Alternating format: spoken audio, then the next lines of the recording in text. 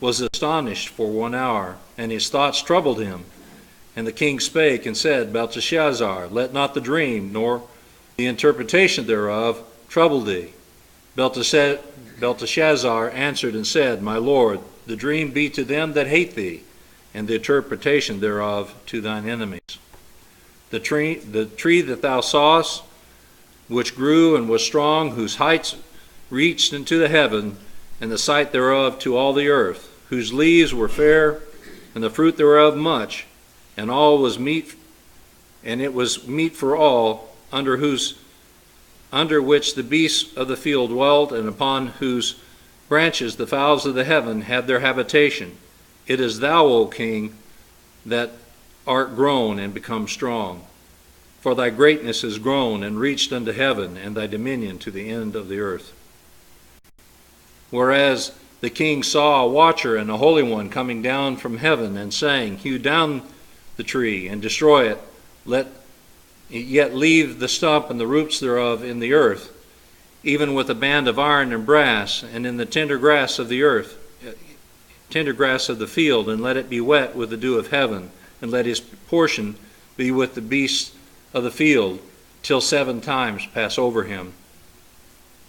This is the interpretation, O king, and this is the decree of the Most High, which is come upon my lord the king.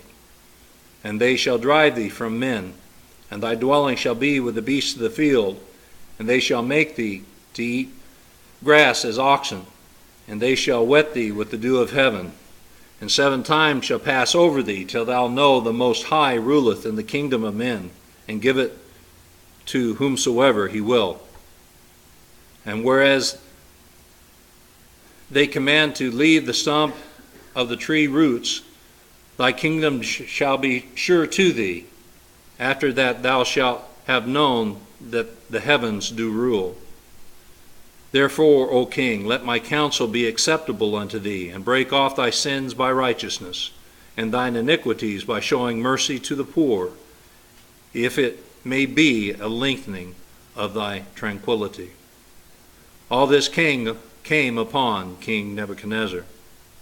At the end of 12 months he walked in the palace of the kingdom of Babylon. The king spake and said, Is not this great Babylon, which I have built for the house of the kingdom by the might of my power and for the honor of my majesty? While the word was in the king's mouth, there fell a voice from heaven, saying, O King Nebuchadnezzar, to thee it is spoken, the kingdom is departed from thee.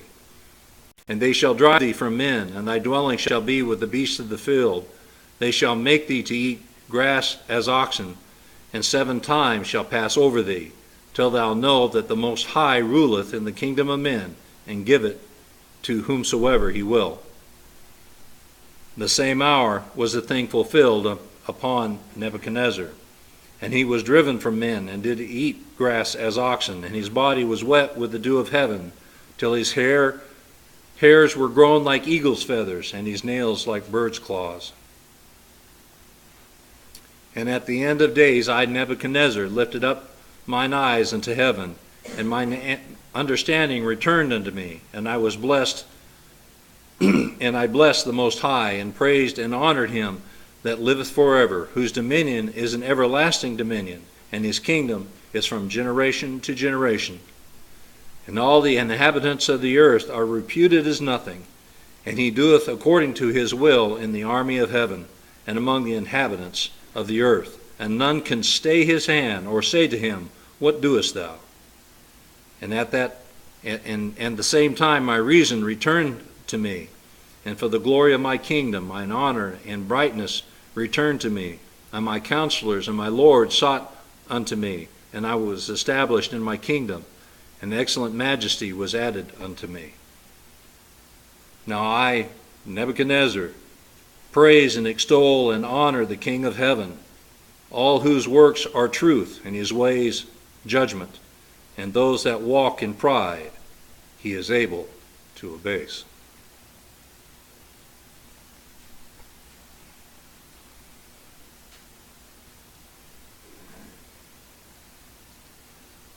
Many would like to relegate passages of Scripture like this to fairy tales. And they say, well, there's no accounting of this in Nebuchadnezzar's reign, so this is just a fairy tale. Well, you know, there's a lot that's not in Nebuchadnezzar's records. So that's not a good reason to discount this actual account. They have dug up so many things that is accurate, and that is accurate in Daniel's account. There is no reason to discredit this account as well.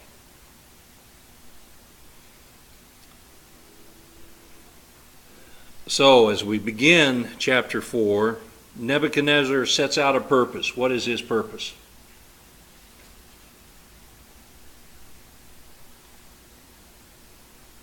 You'll see that in verse 3.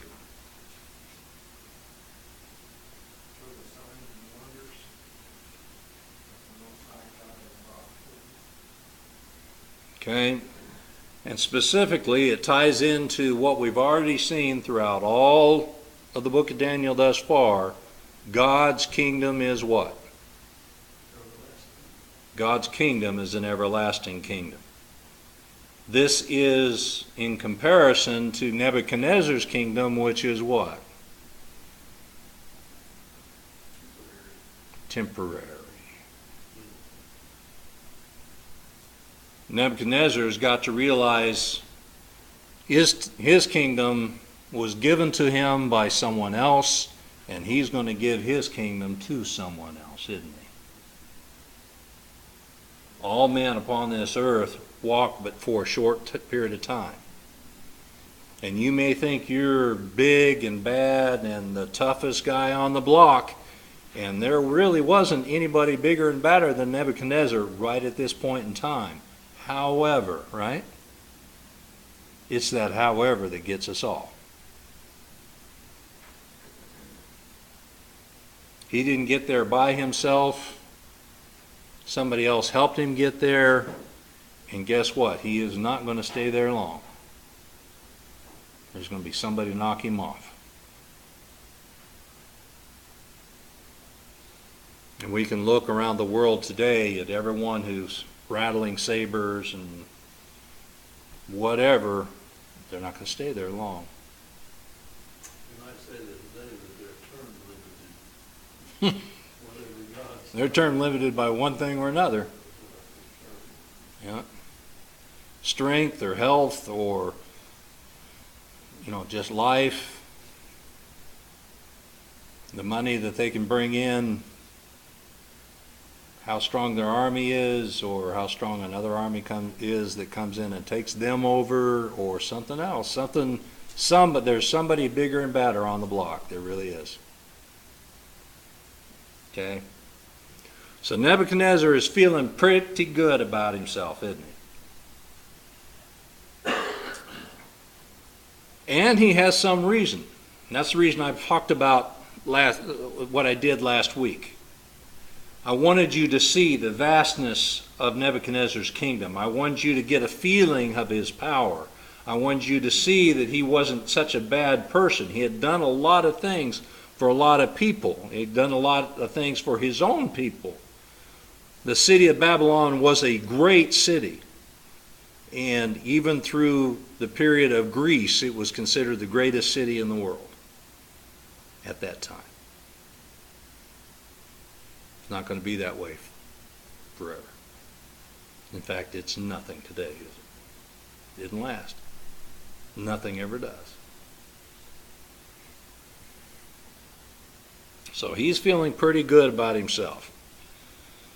But he sets out a purpose in verses 1, 2, and 3 that he's going to say, I want all peoples to know something. I want you to know that the Most High dwells and what the Most High has done for me. His works are great, his kingdom is everlasting, and his dominion is from generation to generation. He didn't realize that in the first 2 chapters. Okay, if you were to be able to read the Greek Septuagint dates this chapter 18 years into his reign. Now, why they do that, I have no idea. It's obvious as you read this chapter, this is sometime well into Nebuchadnezzar's reign. He's built the city, he's built his palace in the city, so obviously this is some years into his reign. This is not at the beginning as we see chapters 1 and 2. This is well into his reign. We can also tell this is well into his reign because Daniel and Nebuchadnezzar have some kind of relationship, don't they? So that takes time to build a relationship. That don't happen overnight. That type of relationship. And we'll talk about more about that when we get to it. Okay, so we can tell there's some years. I don't know if the Greek Septuagint is correct and it's 18 years. I don't know if it's 20 years. I don't know if it's 30 years into his reign. But this is later into his reign.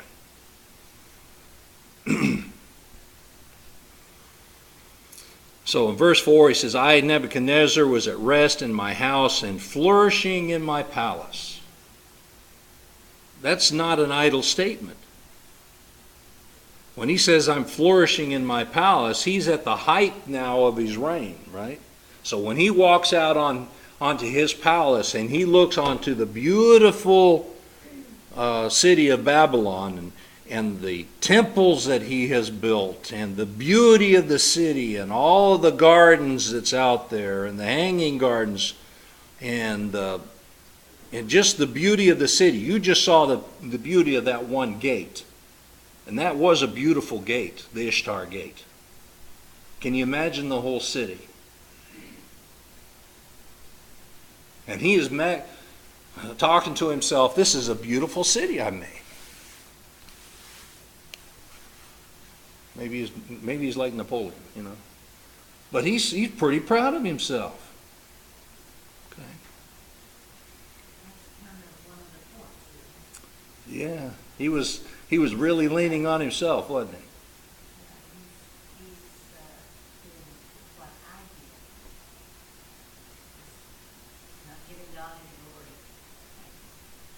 Yeah, and I've said this before. He's awful full of vitamin I, isn't he? Yeah, he's pretty full of it. Okay. But something brings him down. What happens next?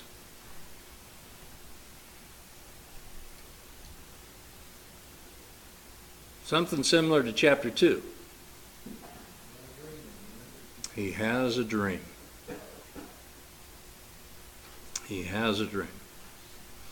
But this time when he has a dream, he calls all of his Chaldeans, his soothsayers, and astrologers, and all the wise men, the Magi, and he calls them all together and to interpret the dream. But this time there's no threats, is there? I wonder why in the world he would do that, since the first time they couldn't interpret the dream. Why did he bother bringing them back this time? Why did he just go straight to Daniel?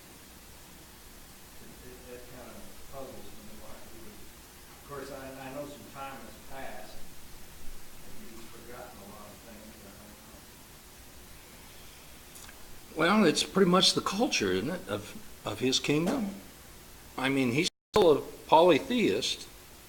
He's got all of these pagan gods out there, and you know they still have power in his kingdom. I mean, he still has to turn to them. He can't offend all these people, so he still has to turn to them to some extent.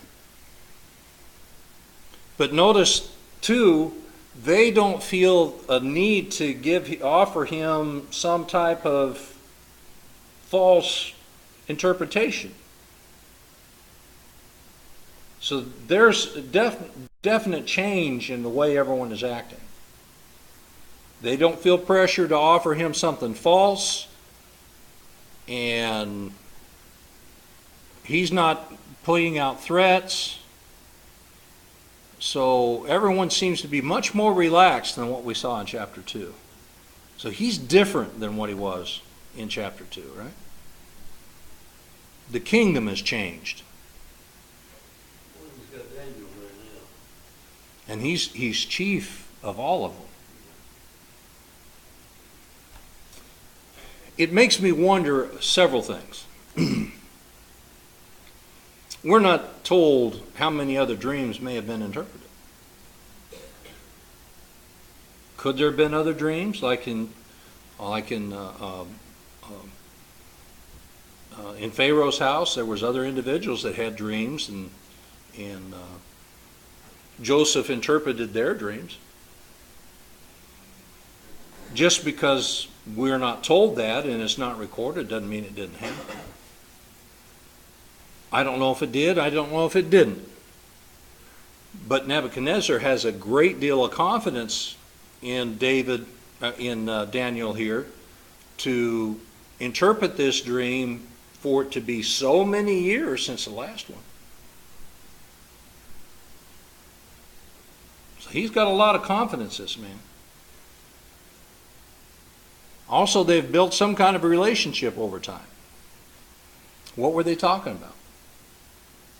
What were those relationships about? I can't help but believe after chapter 2 and after chapter 3, Nebuchadnezzar wanted to know something about this God of the Jews. And who else would he go to?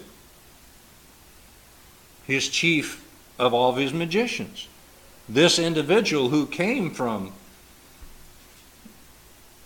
And so they discussed these things. He wanted to know about them. He still, compartmentalized the God of the Jews as one of the pantheon, part of his pantheon of gods.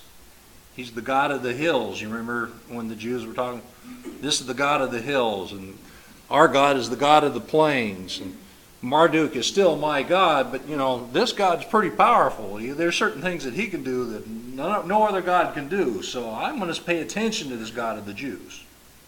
So he learned something from Daniel. But I can't help but think that those conversations went on. Maybe they did, maybe they didn't. Just, fodder for thought. Nonetheless, some kind of a relationship was developed. Because there is a great deal of relief when you get down to verse 8. But at the last. It's almost like, whew, finally, he came here. Where was Daniel? I don't know.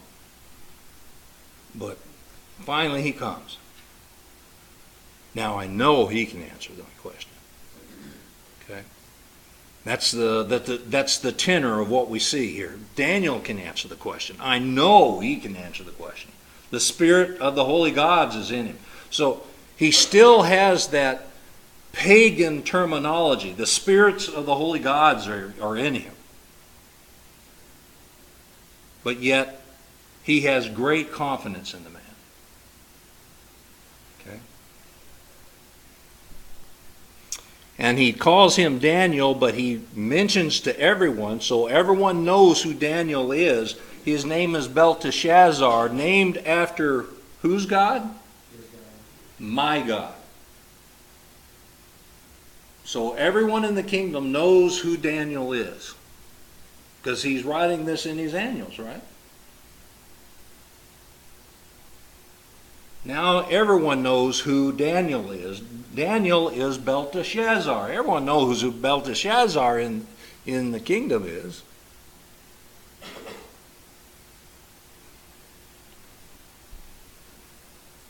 And I tell him the dream. Okay. So he begins to tell him the dream. The dream is about this gigantic tree. This tree can be seen from all over the earth. And all manner of beasts live in the tree, is sheltered by the tree, is fed by the tree. What is the tree?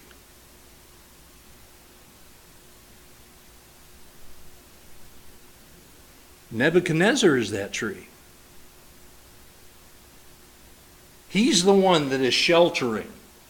He is the one that is feeding, taking care of, giving shelter for, protecting from the elements, as it were. And everyone sees Nebuchadnezzar, even from afar off. He is mighty, he is powerful. He's that one that everyone sees. But see, he is a figure that is protecting. He's a figure that is feeding. He's the one that is doing it all, right?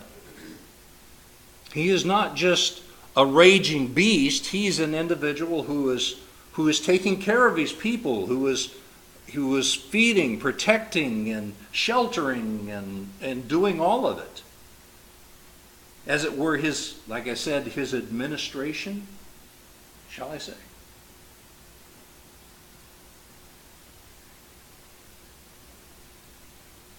But he takes it all on himself, right?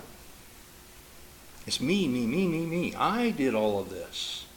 I set this all up. I'm the one that's important. Okay?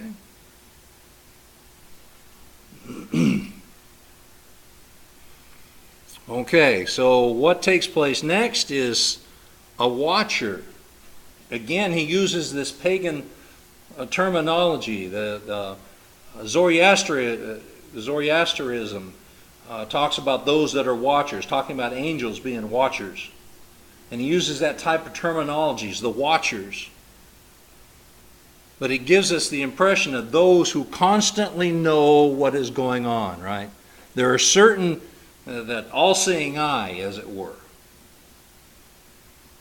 Those who always know what's going on. Speaking of God's what? Omniscience.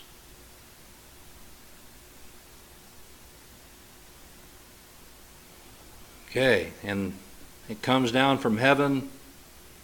Hew down the tree. Cut it down. So all of his influence, all of his protection, everything that he felt that was important gets taken away in a heartbeat, right? Just like you cut down a tree, everything is taken away. And everything that he felt was important, that he thought he was doing that was so important, now is scattered to the wind. Now all those birds and all that food and all the things that he felt he was doing that was so important, that was invaluable, shall we say, is gone.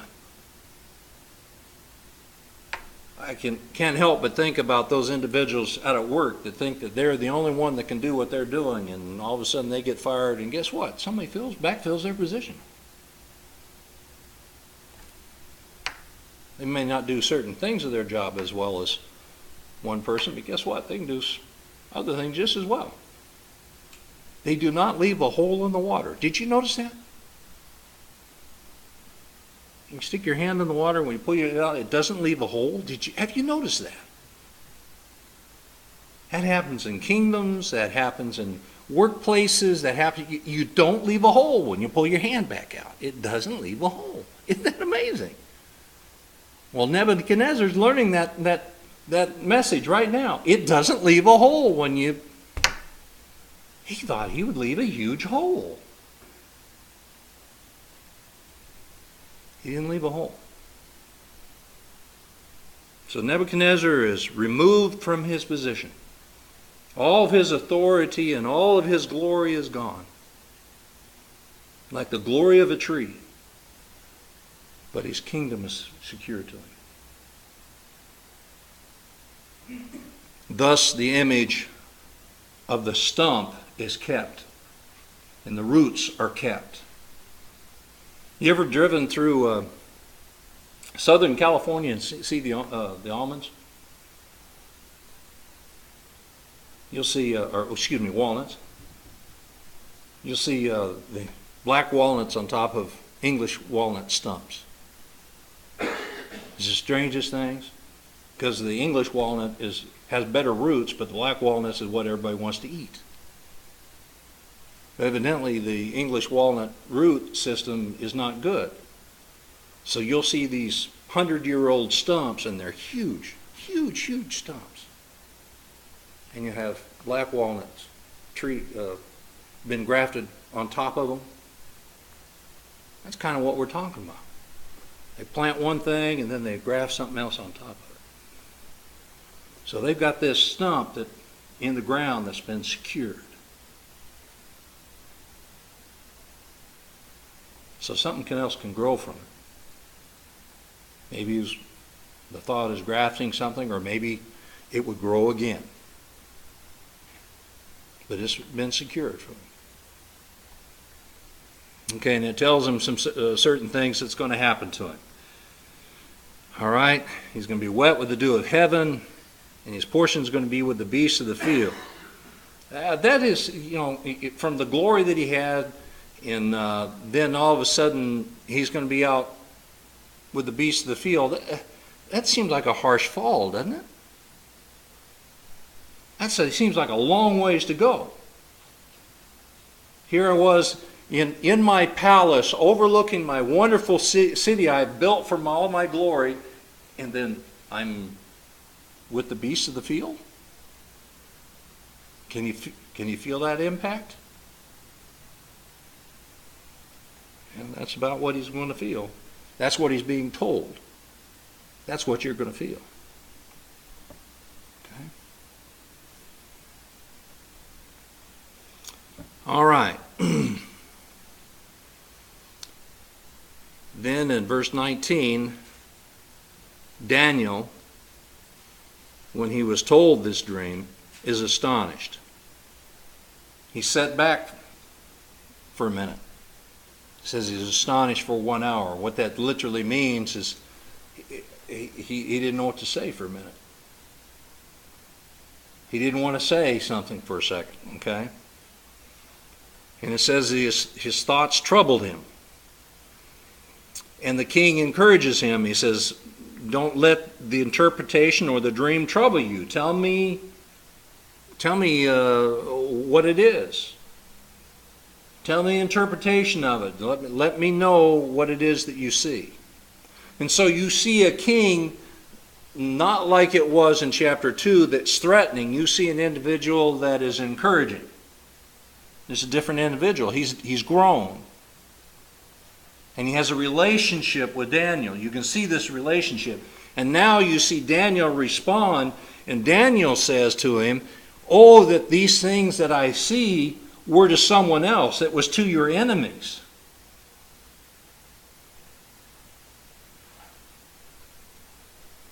And so we see Daniel express regret about what he has to tell Nebuchadnezzar. And we'll have to stop there for this evening. Well, we'll tell the rest of the story, like Paul Harvey will tell the rest of the story next week. Thank you very much for your kind attention.